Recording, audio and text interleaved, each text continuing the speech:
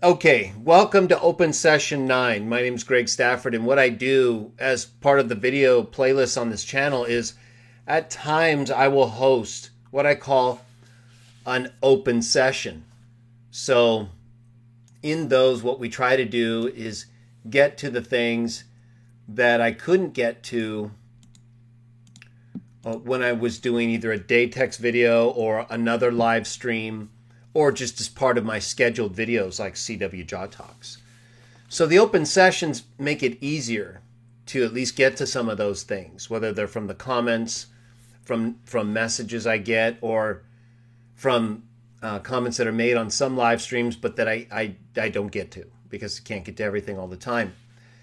And so I'll usually start, if there isn't something like that, something from someone, from a comment or a notice, or a question, then I'll just kind of bring up a subject and I'll start with a few texts and we get a discussion going. So in this case, the open session is directly related to a question that I received, or a request, I should say, about topics related to the dead or the condition of the dead, life after death. I don't know, I don't recall that a specific text was brought up in relation to this request. So what I did was I put together just a few texts that we can talk about. And I want to talk about anything that you have to say.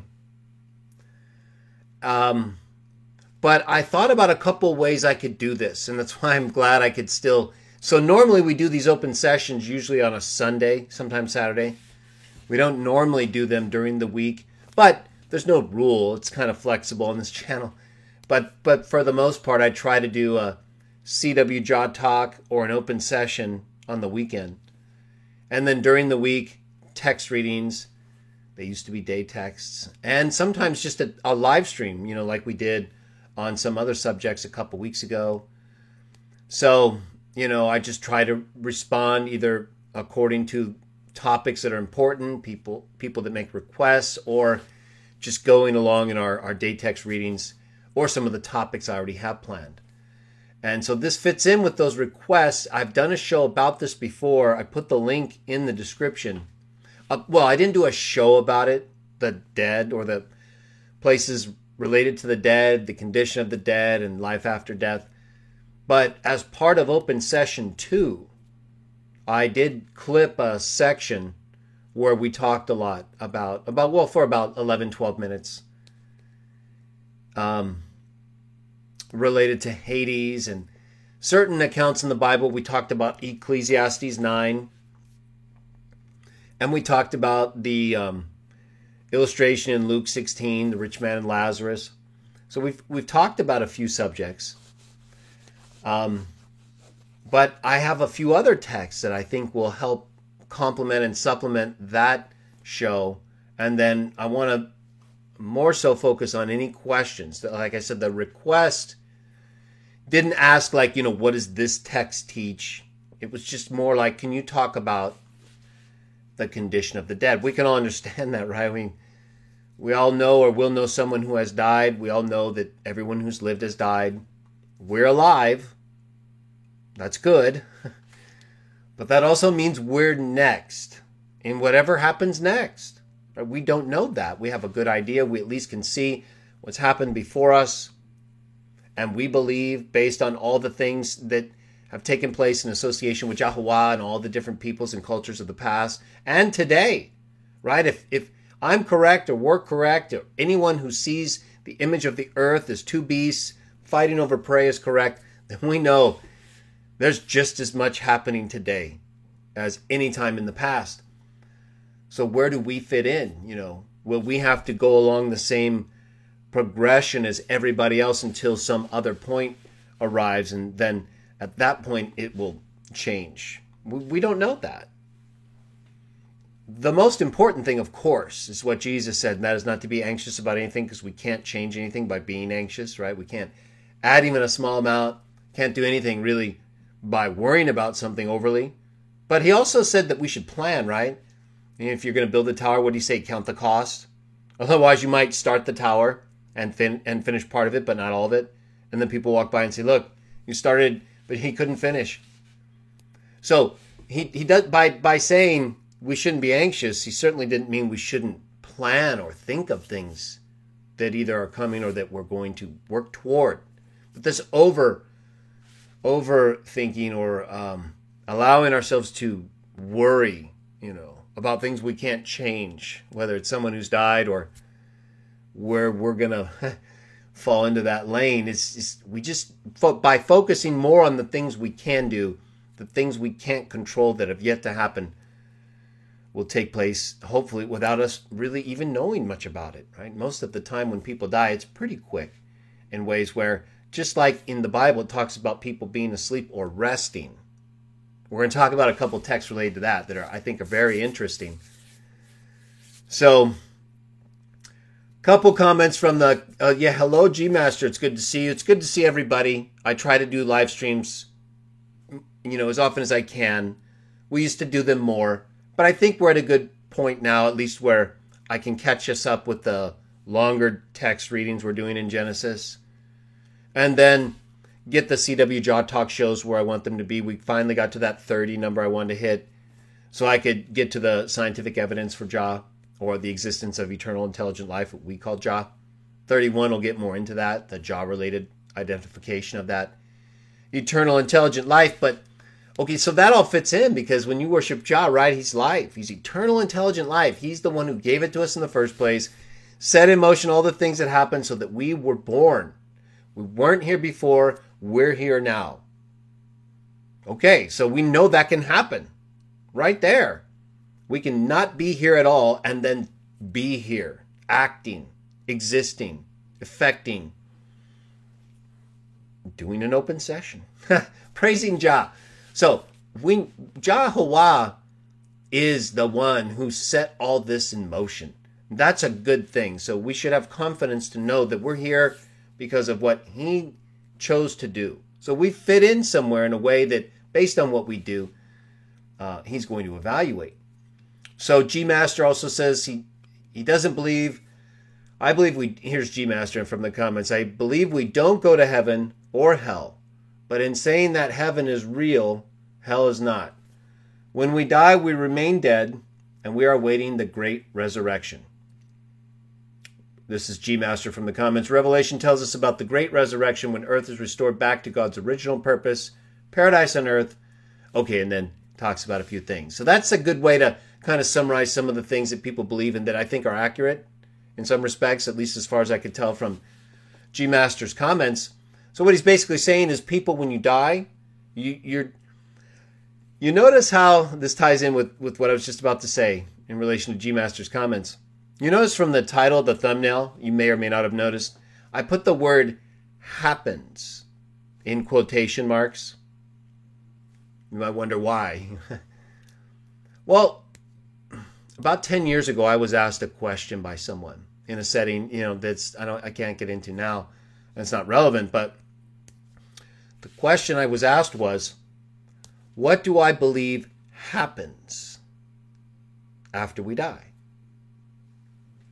And I thought about it for a moment, and I realized, well, the question implies, by use of the verb happens, that there's something taking place, right?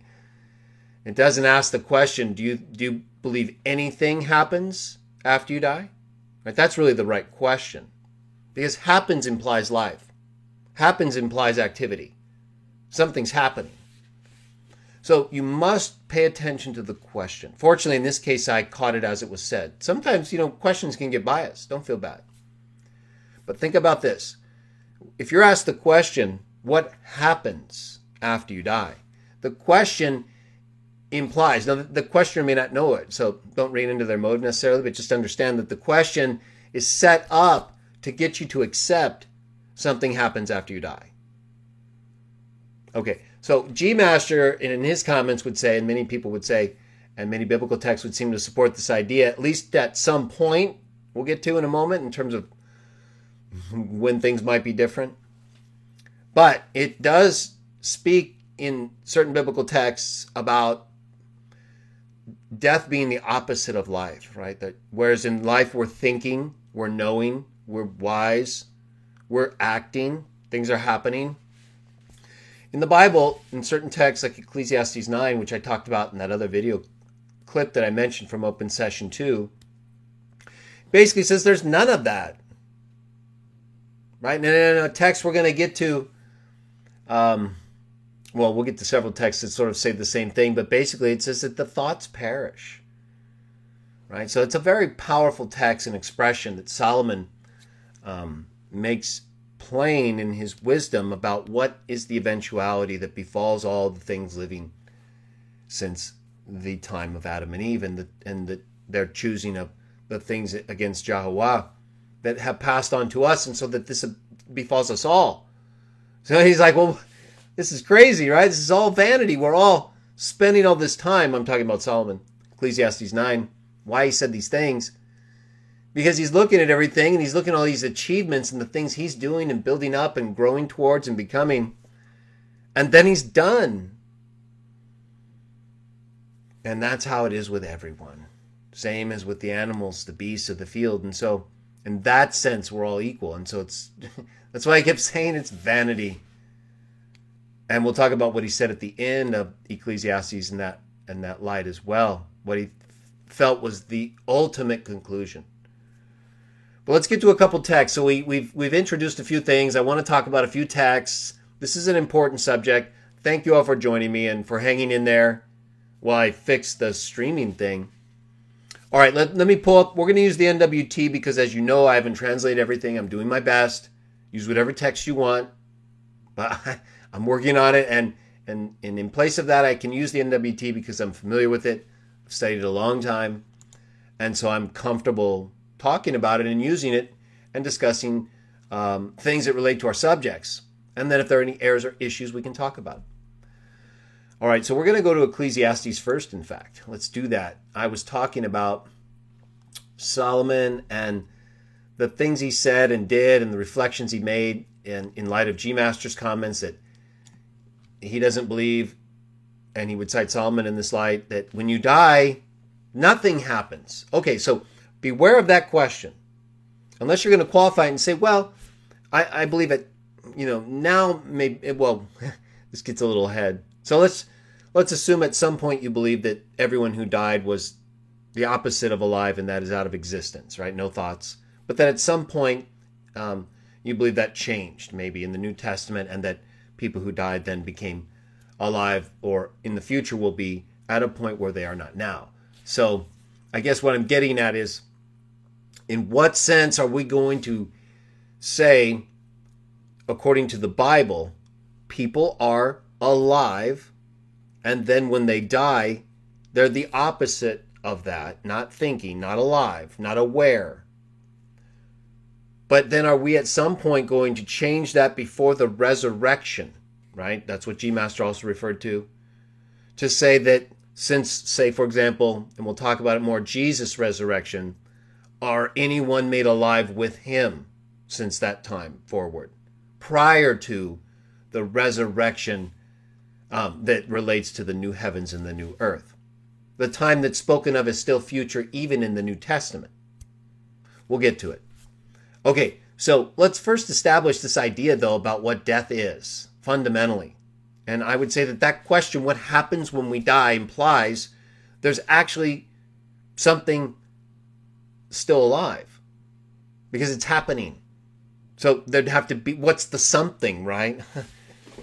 What's the something that's happening when after you're dead? But if death is the opposite of life, like when we look at a battery, right, and it's dead, it has to be recharged, or it doesn't work. It won't give the juice that we need to make something work that runs on that battery. So it can't be used until it's charged or replaced. So when we say something happens, obviously you can see by any analogy with anything you would say is dead, there's nothing happening, like with the battery analogy I just gave, if it's dead. So our use of the term dead, except in certain cases, right? Even Jesus said, let the dead bury the dead. In that case, he used it for both, right? Those who are alive but dead in a spiritual sense, and then those who are actually dead and also potentially dead in a spiritual sense, because he linked them both. All right, so there are cases like that where clearly there's a little bit more involved. But there's nothing like that in the case of Solomon in Ecclesiastes 9, where he's talking about the living being conscious that they'll die, and the dead, they know nothing. Right? So the living are aware, but the dead are not. That's what he says right there. Well, let's see what he says in Ecclesiastes 12:7, a little bit after the 9 part, 9:5 part, 9:5 and 10 that people are used to reading that I just referred to. So Ecclesiastes 12:7, and here it says, this is very important. It's a text we've read many times, but in light of our discussion, it's critical. Then the dust returns to the earth. He's talking about the ones who, as they age, in the day when the keepers of the house tremble and the men of vital energy have bent themselves, people are getting old. They're starting to reach the end of their life if they're in this condition. And then once they reach the point where the water wheel for the cistern has been crushed, this metaphor, then the dust returns to the earth, just as it happened to be. And the spirit itself returns to the God who gave it. So there's two things. There's the dust, the stuff we're made of, the particulate matter of the earth, just like we've talked about in our prior shows when we were discussing the creation of Adam. So that dust returns to the earth, just like when a body decomposes, like it happened to be when Jehovah formed Adam from the dust or particulate of the earth. The spirit returns to the God who gave it. And then at the end, as I mentioned before, Solomon, he talks about how this is all the greatest vanity, right? Everything in light of this. When we reach this point, we accomplish all this, and then we end up like that, just like the beasts. And so having done all that, having thought about all that, he reached the same conclusion that we do, long before we did, of course, that everything having been heard, we should fear the true God, keep his commandments, the whole obligation of man. For the true God will bring every sort of work into judgment in relation to every hidden thing, whether it was good or bad. Jehovah knows, right? When this spirit goes back, he knows. It's his spirit. We don't even know what that is, and we have it. We can't study it. We just know there's something that's allowing us to be alive, active, function. And when we die, if we happen to expire, our whole body's still there. But there's just something gone. That spark of life, that spirit, went back to the true God who gave it. All right, now let's take this text and go down to Psalm 104. Or up to Psalm 104. There's in relation to the order of the biblical books. Psalm 104, 29 and 30. All right, so the dust returns to the earth. That's our physical form. The spirit that keeps our physical form alive and functioning, not dust, returns to the true God who gave it. That's what Solomon said. The one who was given wisdom, according to the biblical text in Kings, by Jehovah. And so a divine wisdom, which is why he was able to say so many wise things and present them in this way, and rule in a way that is represented the way it is in the biblical text. As a time of peace, as a time when there was great increase for just people. So Psalm 104, 29 through 30.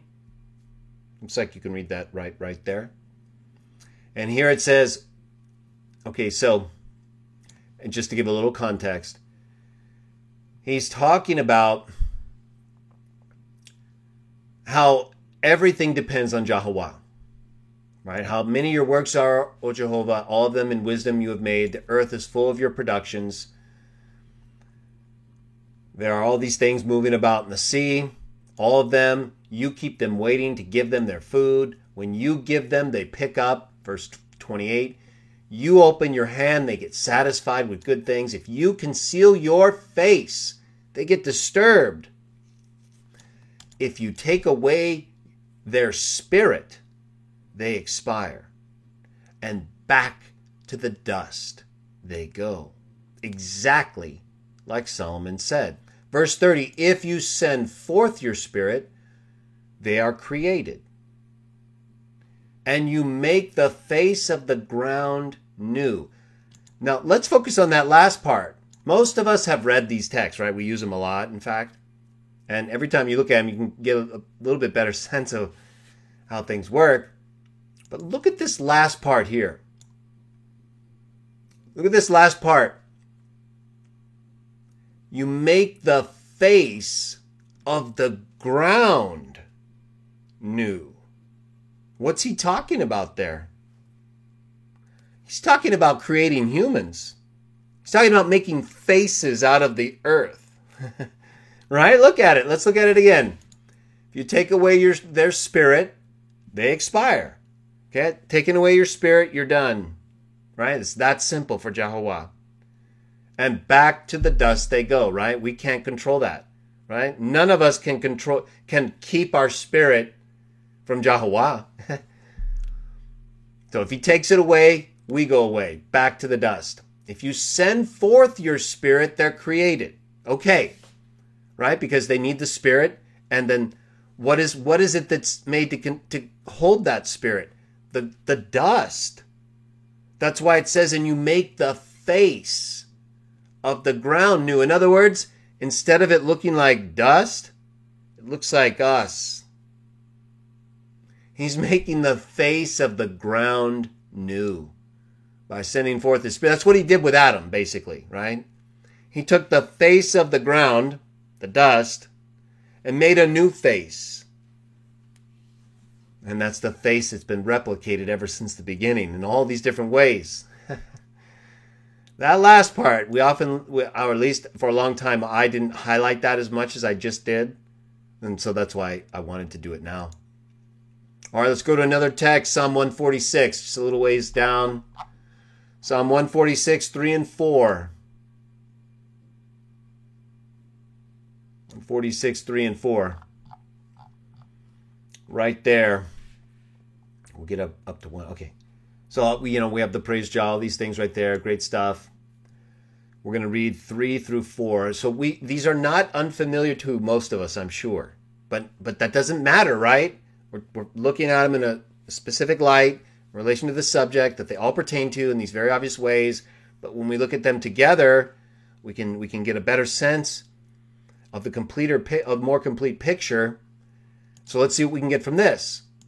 Do not put your trust in nobles, nor in the son of earthling man, to whom no salvation belongs. Why? Verse 4, his spirit goes out. Just like we read in Psalm 104 and Ecclesiastes 12. His spirit goes out. He goes back to his ground, both parts, exactly like we've read in the prior two texts. In that day, his thoughts do perish.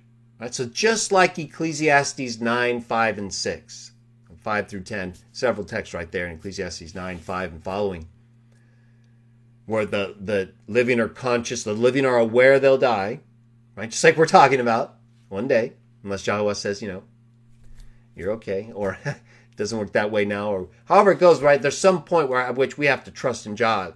We don't know. But we do have some information. I'm talking about the future. But this text is often one, I think, we refer to, if at all, after Ecclesiastes 9. Because Ecclesiastes 9, 5 is just so good in that way. But, some who have a different view of death will often try to give it a pessimistic overtone and say that Solomon is reflecting overly negatively on life, not in a real sense, but it gets ridiculous. But either way, this psalm is equally clear in that light. And in the preceding, at least in verse 4, other two references. So, spirit goes out, goes back to the ground, thoughts perish. Same thing as Ecclesiastes 9 and 12, and also Psalm 104. All right, now let's go to Luke. Luke 23. All right, so we've read several texts. Several in Ecclesiastes 12, 7, and then 13 and 14. Psalm 104, 29 and 30. Psalm 146, 3 and 4, they're all saying the same thing. There's really nothing different at all. They're very clear. Now let's see about Luke 23. And this is a text that involves Jesus. Luke 23:46. And so let's look at this in light of what we've been reading, the three prior texts. And so this is where Jesus is being put to death by the Romans, but because of the Jews who didn't believe in him. Verse 46, and Jesus called with a loud voice and said, Father, into your hands I entrust my spirit. When he had said this, he expired. And that's exactly what we just read several times. If you send forth your spirit, they're created, and you make the face of the ground new. If you take away your spirit, they expire, and back to the dust they go. And of course, as we know, in this case, after Jesus expired, it says right here, he died. And then they took him down, and then he was laid in a tomb. Okay, so he didn't go all the way through the process of deteriorating back to the dust, right? Because he raised his body and then offered that body to his Father in sacrifice, just like we're told in Hebrews. The very body that Jehovah prepared for him, in which he came to live and here died. It's like the ultimate fulfillment, right? Everything that was said and written, I did. Because you said it, and I believe it. And I believe it true, so much so, and I know you. And we all know the texts. So here Jesus is saying it. Here's my spirit, I entrust it to you, and he expired. So what did the other text say? Where did the spirit go? Back to the God who gave it. We're not going to get off on the Trinity, but I think you can see how that could also go. But my point is here that they're all consistent. There's nothing conflicted. Not yet. Let's see what we have next. 1 Peter 3. Let's go to 1 Peter 3, 18 through 19. These are all texts we've all read or familiar with in some sense. But remember, it's not that. It's the collection, the presentation together, all being related to the same subject, understanding the context, looking a little bit closer, and watching how Jehovah makes the face of the ground new. 1 Peter 3. Well, okay, goes by so fast using the version I'm using. There we go.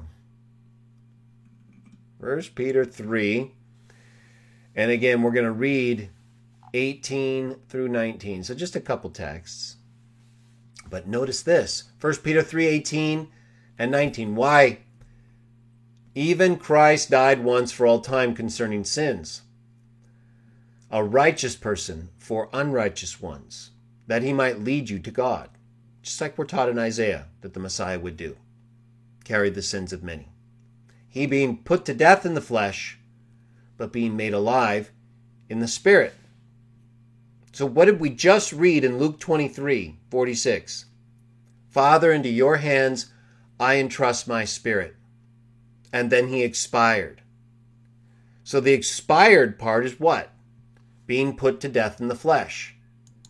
The being made alive in the spirit part is up to Jehovah, right? And according to what it states next, that happened pretty fast, right? In this state, or in this, also he went his way and preached to whom? The spirits in prison, who had once been, verse 20, disobedient when the patience of God was waiting in Noah's day, when the ark was being constructed. So he directly refers, Peter, to the spirits who were disobedient during Noah's day, the sons of God. And how after Jesus was put to death in the flesh, expired, Luke 23, right after that, spirit is entrusted to Jah.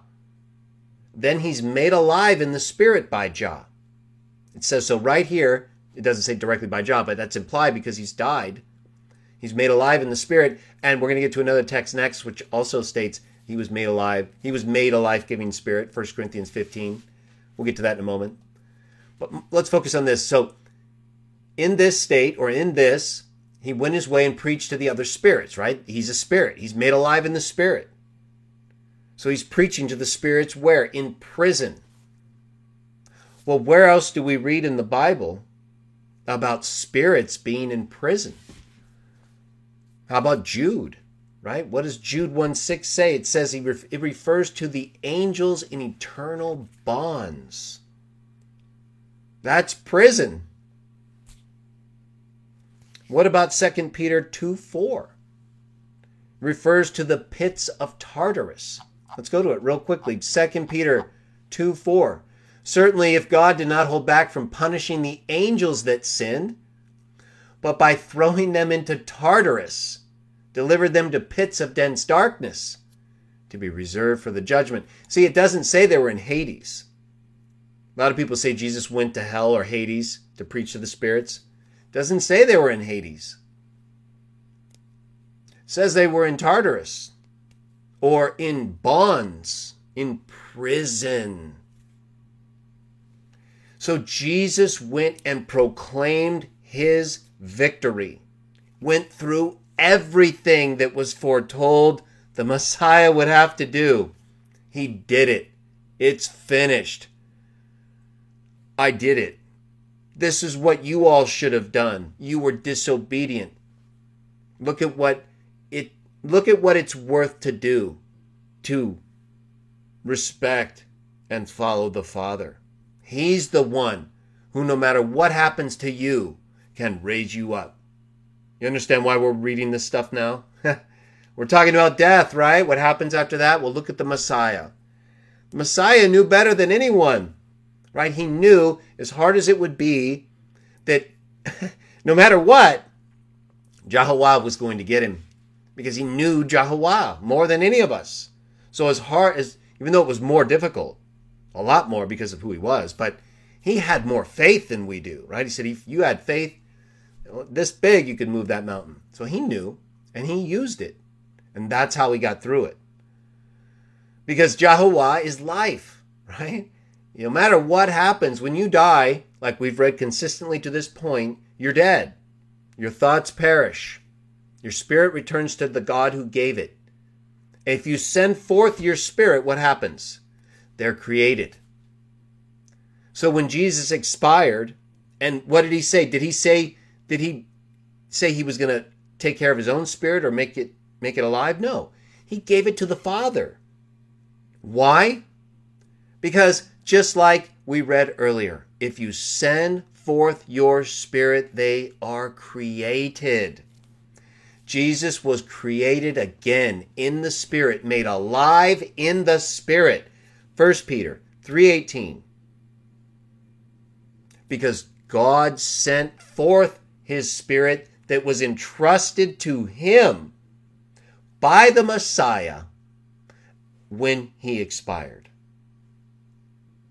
And so, when Yahuwah recreated him in the Spirit, just like he was before, but now having gone through all this stuff, he went as that Spirit, as a Spirit, and preached to the other spirits who didn't do the right things, but should have.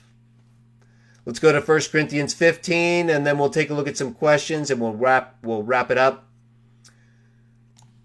So it looks like Betsy has a question about the Spirit. So if you look at the text I referenced, 1 Peter 3:18 through 19 and 20, Jude 1:6, 2 Peter 2:4, it's a dense, dark prison.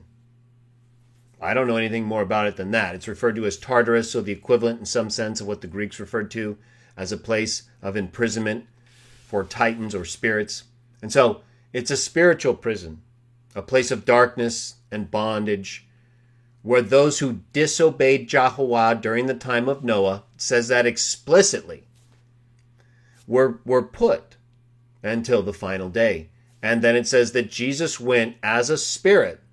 He died in the flesh, was made alive in the spirit, 1 Peter 3:18 through 19. And in that state he went and preached to the other spirits. Let's take a look at 1 Corinthians 15. And so keep in mind also the text we mentioned before, because they all parallel, right? If you take away their spirit, they expire. What did Jesus say? Father, into your hands I entrust my spirit. Exact same thing. What does it say in the same text we read earlier in Psalm 104, 146, Ecclesiastes 12? If you send forth your spirit, they are created. So Jehovah had been entrusted Jesus' spirit. He would have to have sent it forth for Jesus to be made alive in the spirit once more. Let's take a look at another text. Paul right here, 1 Corinthians 15:42. We'll read several texts and talk about them. So also is the resurrection of the dead. It's sown in corruption, raised up in incorruption. It's sown in dishonor, it's raised up in glory. It's sown in weakness, it's raised up in power. What does he mean? He says so right here. It's sown a physical body. So physical body is the same as dishonor, and the same as corruption, and the same as weakness. It is raised up a spiritual body. And he's talking about the spirit. He's talking about the thing that you're naked without having a body as. And you're given a body. So when Jesus' spirit was entrusted to Jehovah, Jehovah did the very thing Paul is talking about here. How do I know? The very next verse. Sown a physical body, raised up a spiritual body. So raised up, you know, spiritual body is the same as glory and incorruption and power.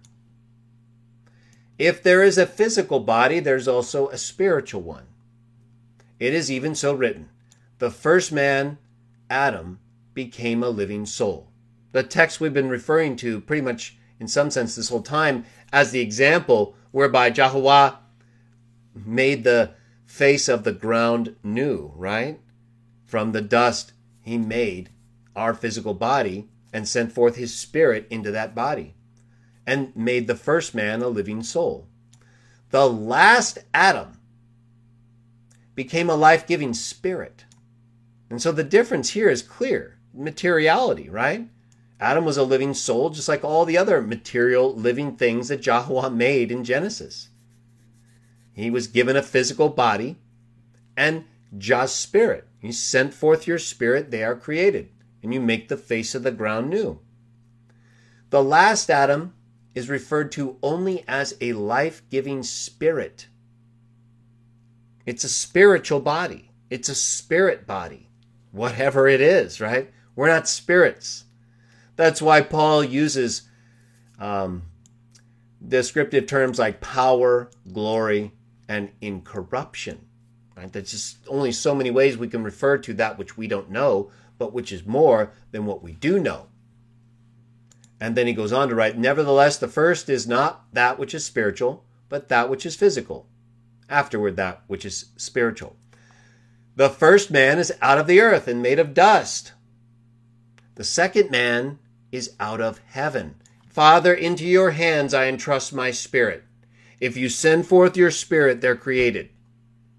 In that state as a spirit, after he expired and entrusted his spirit to Jah, Jah sent forth that spirit and created him again. And in that state, he preached to the spirits in prison. Basically his brothers at one point, right? In some sense that we don't know. The other sons of God who rebelled. And then it says, and this gets more into where we are talking about ourselves, but everything is the same, right? There's been not one conflict with any of these texts, whether it's Ecclesiastes, Psalms, Luke, 1 Peter, Jude, 2 Peter, and now 1 Corinthians. Verse 48, as the one made of dust is, so those made of dust are also. And as the heavenly one is, so those who are heavenly are also. And just as we have borne the image of the one made of dust, we shall bear also the image of the heavenly one. And then it goes on further. He talks about flesh and blood cannot inherit God's kingdom, which is a direct reference to humanity itself, right? In that sense that it's referring to as the spiritual place of God's existence, right? If it's the kingdom inclusive of the new heavens and new earth, we don't really know what kind of body we'll have at that point, right? It'll be in some sense, physical, spiritual, potentially, because we'll have access to New Jerusalem and be able to bring the glory of the earth, right? It says the kings of the earth bring their glory into the holy city. So we just don't really know what Yahuwah has planned. It's been described. It's right there in the text. All these things fit, but it's not yet here. And so we don't know exactly how it is. And that's why we have these different texts that kind of try to describe it in certain ways. But as far as the condition of the dead, it says right here, verse 51, and we'll wrap things up. Look, I tell you a secret. And remember, St. Paul, who wrote the letters to the Thessalonians, about how there would be the last trumpet, and the trumpet would sound, and they wouldn't all remain in sleep, but they would all be changed in a moment, in a twinkling of an eye, during the last trumpet, and that those who fell asleep would not precede those, or that those alive wouldn't precede those who are already sleeping in death. So you have that reference that, like I kind of referred to at the start of the show, implies a change in the condition of those who are without thoughts. This gets back to G Master's comments. And the texts, right, that are pretty clear. Our thoughts do perish at death. Death is the opposite of life. Nothing happens at death. That's kind of the wrong question. The question is, do you believe anything happens at death? Because if you do, you really don't believe you're dead. You just believe something is happening after this life. Some other kind of life or some other kind of happening. But that's not death. Not in the way it's described. So, but yet Paul in Thessalonians, I think it's 1 Thessalonians 4 or 2, but I believe it's 1. He says that, that the ones alive won't go before those who are already sleeping. So at some point, they were all going to be changed and then caught up into the clouds to be with Jesus. So whether or not, now this is where I was getting to the point where there might be that event, and then people like, let's say, the great crowd of Revelation that goes through the great tribulation and wash their robes in the blood of the Lamb and appear to be different than the group who are referenced as 144,000. I'm not saying it's a literal number or not, but you understand what I'm saying? If, if there's a difference, and if Paul in Thessalonians,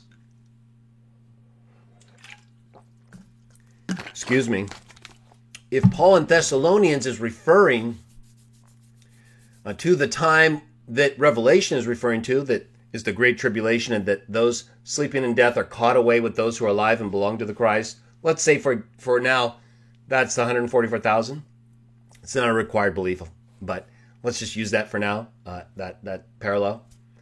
Well, then the great crowd, if they're different, they would still be on earth, and there wouldn't be the same kind of, well, I guess they wouldn't die then, would they?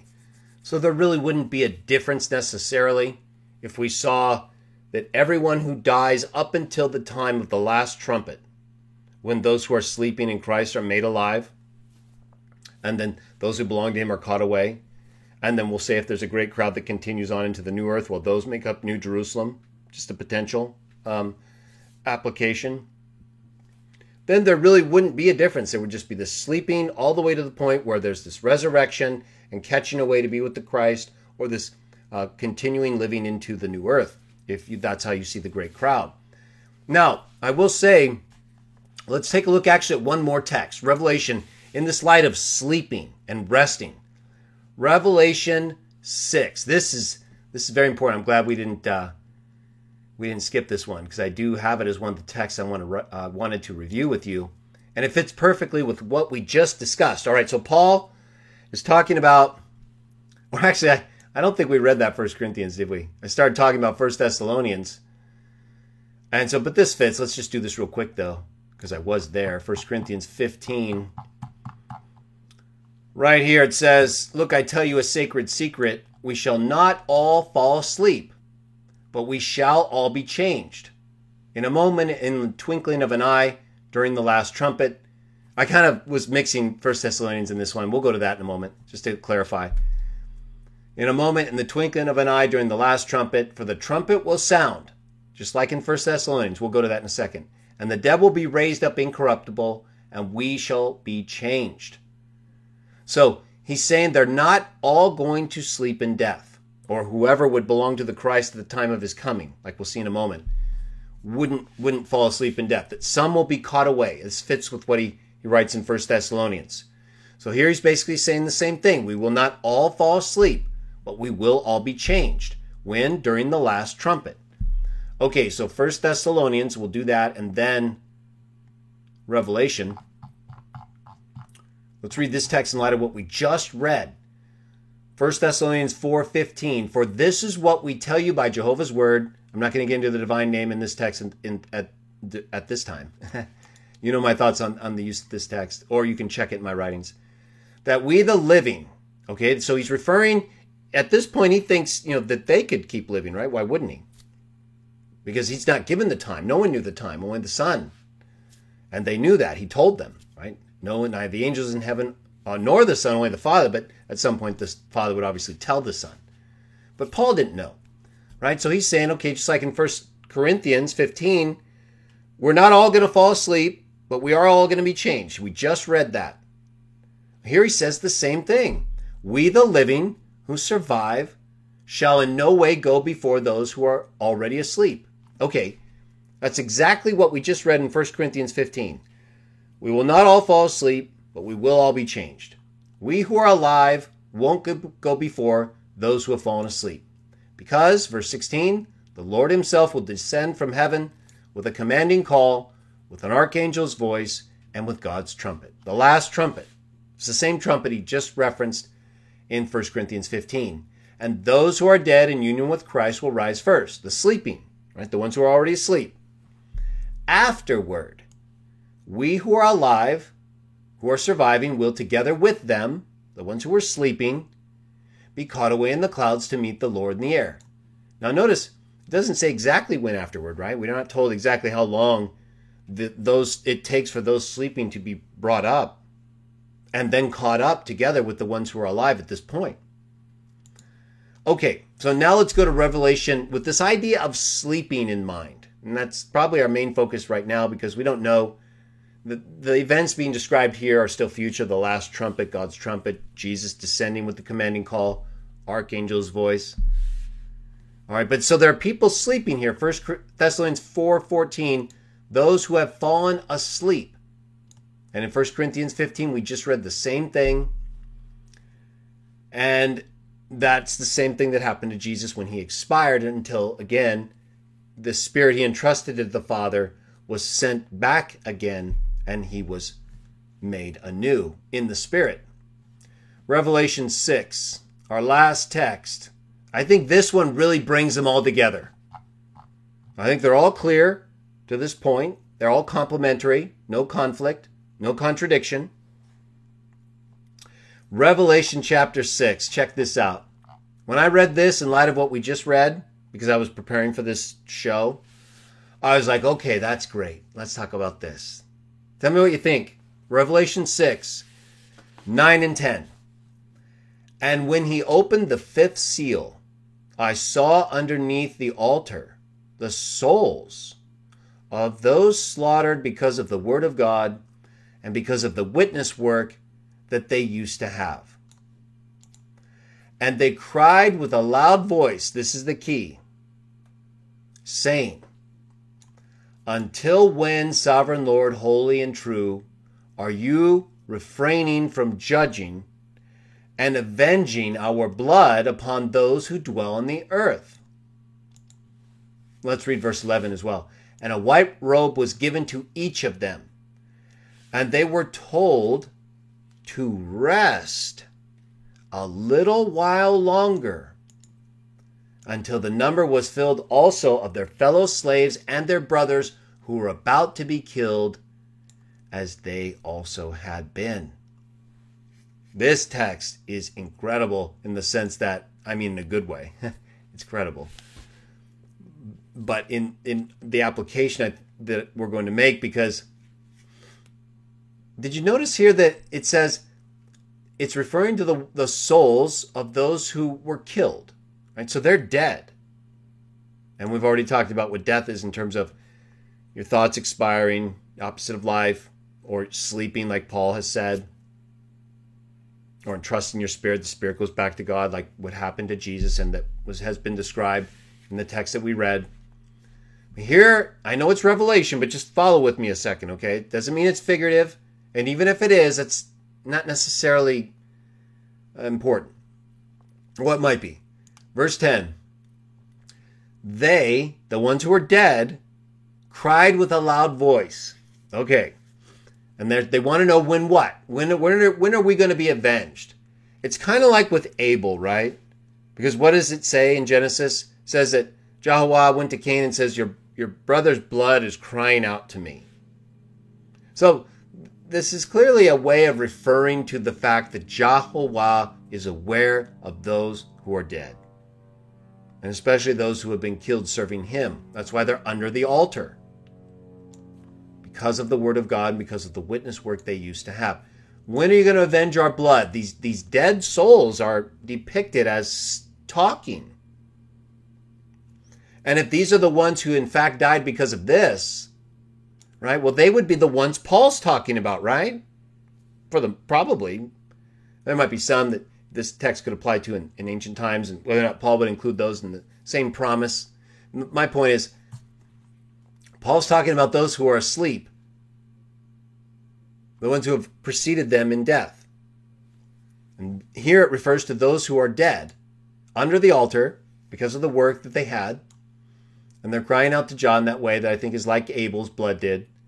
But notice this, verse 11. What are they told? Look at that right there. They're told to rest a little while longer. So this text depicts those who are dead as both alive and asleep. In other words, there's either a figurative or literal sense in which they actually, as dead souls under the altar, cried out for vengeance. It's either literal or figurative, right? Because it says that's what they did. That's what it says right here. Verse 10. Whether that's figurative or literal, like figurative like in the case of Abel's blood, or literal, the response is, go back and rest. Go back and rest because there's more work to be done, because others just like you are not yet done. And when they're done, what you're asking for right now is going to get done. And boy, does it get done, right? I mean, when you go on to read about what's coming to all those who have stood in Jah's way, blasphemed the Lamb and the Father, they're done. Look at verse 17, because the great day of their wrath has come. Who is able to stand? No one. How are you going to stand before Jehovah, the one who shakes the land and who makes the face of the ground new, right? He can take the Spirit back and give it forth if he wants to. It's up to him. The devil can't do that. No other spirit can do that except one, right? The Son, the one to whom he's given power of judgment and authority over life, just as he received life himself. So do not forget this text right here. I think Revelation 6:11 is critical. Really, 6:9 through 11. And I think if you describe it and discuss it the way we did and point out that, look, the fact is that they're presented as both alive and still resting. So how much does it really matter whether they're actually alive or resting? Because this text says even if they're alive, they're told to go back and rest until everyone else is done. So effectively, they're not alive or living in the sense that we are, right? They're resting. They're asleep in the sense that they're with Jehovah, just like Jesus' spirit was kept until he sends it forth again and does what? gives it a body, exactly like he did with the Son. Right? You want to know what the Son's body looks like? Read Revelation 1. Read Revelation 2. You'll get a great description. A couple of them. And it matches exactly what we read in the descriptions, are pretty close in very similar ways, of the spirit being in Daniel, spirit beings in Daniel, and in other texts. That's their spirit body. And when Jesus expired and gave up his physical body in sacrifice and service to Jehovah, his God and Father, and he entrusted his spirit to him, Jehovah did exactly what the text that preceded that sacrifice says he would do, and he gave him life again. He sent forth his spirit. He gave that spirit a new body, a spiritual body, because the physical body was done. So that's what I wanted to share with you all. I hope that you, were able to put together the things that we read. There's a comment of whether or not rest doesn't equal sleep. Okay, well, tell me the difference. How is it different in these texts? If Paul describes them as asleep, and Revelation says to go back and rest, what are they doing if they're at rest? It doesn't say they're doing anything. Now, you may see a difference because sometimes we lay on the couch and we just rest. Quite honestly, we usually fall asleep if we're that tired. Otherwise, we're up and we're doing things. Most people aren't that tired where they just kick back and lay on a couch. Those are usually unemployed people. So I would say that actually rest in this case does equal sleep. There's no difference presented in the text. There's a difference presented over their activity versus being told not to worry about it. It parallels what Paul said in two texts, 1 Thessalonians 4 and 1 Corinthians 15, about all those who preceded them in death.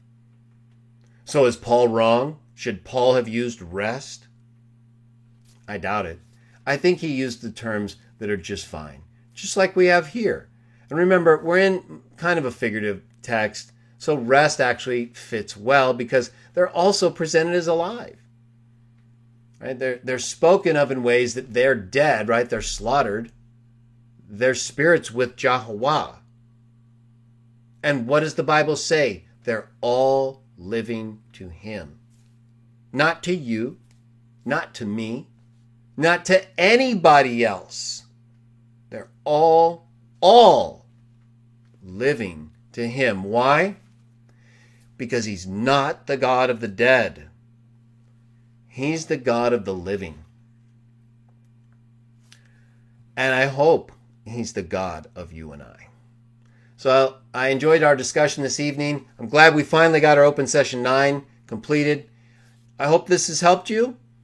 Otherwise, you know where you can go. If you believe in the biblical text like I do, you can go ahead and read it. You can study it. You can believe it or you can reject it. But we teach it. We highly encourage you to consider it and to accept it if you believe it.